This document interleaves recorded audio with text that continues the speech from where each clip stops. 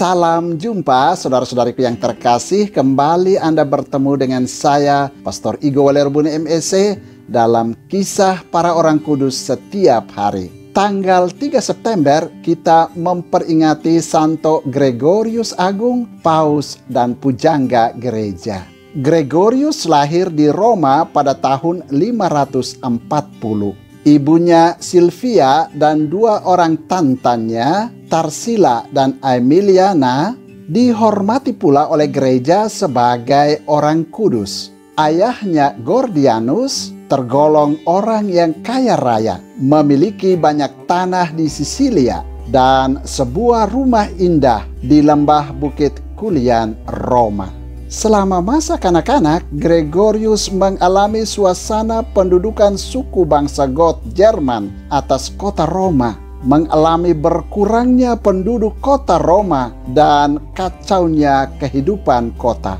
Meskipun demikian, Gregorius menerima suatu pendidikan yang memadai. Ia pandai sekali dalam pelajaran tata bahasa, retorika, dan dialektika.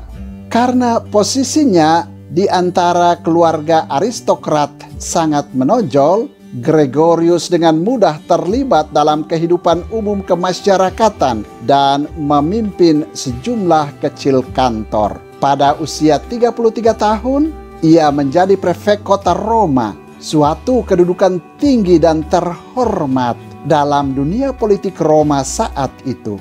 Namun Tuhan menghendaki Gregorius berkarya di kebun anggurnya. Gregorius meletakkan semua jabatan politik dan mengumumkan niatnya untuk menjalani kehidupan membiara. Ia menjual sebagian besar kekayaannya dan uang yang dia peroleh dimanfaatkan untuk mendirikan biara-biara. Ada 6 biara yang didirikannya di Sisilia dan 1 biara di Roma. Di dalam biara-biara itu, ia menjalani kehidupannya sebagai seorang rahib. Namun, ia tidak hanya hidup di dalam biara untuk berdoa dan bersemedi.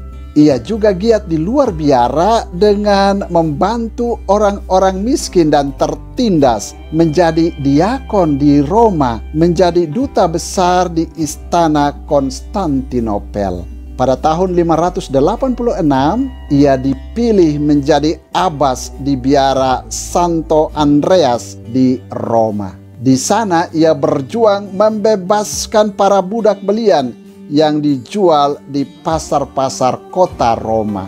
Pada tahun 590, dia diangkat menjadi paus.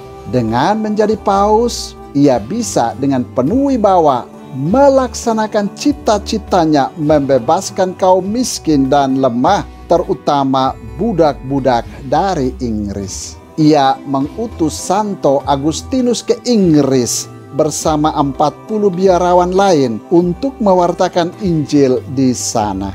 Gregorius adalah paus pertama yang secara resmi mengumumkan dirinya sebagai kepala gereja Katolik sedunia. Ia memimpin gereja selama 14 tahun dan dikenal sebagai seorang paus yang masyhur, negarawan, dan administrator ulung pada awal abad pertengahan, serta Bapa Gereja Latin yang terakhir. Karena tulisan-tulisannya yang berbobot, dia digelari sebagai Pujangga Gereja Latin. Meskipun begitu, ia tetap rendah hati dan menyebut dirinya sebagai abdi para abdi Allah, Servus Servorum Dei. Julukan ini tetap dipakai hingga sekarang untuk jabatan paus di Roma. Setelah memimpin gereja Kristus selama 14 tahun, Gregorius meninggal dunia pada tahun 604. Pestanya dirayakan juga pada tanggal 12 Maret.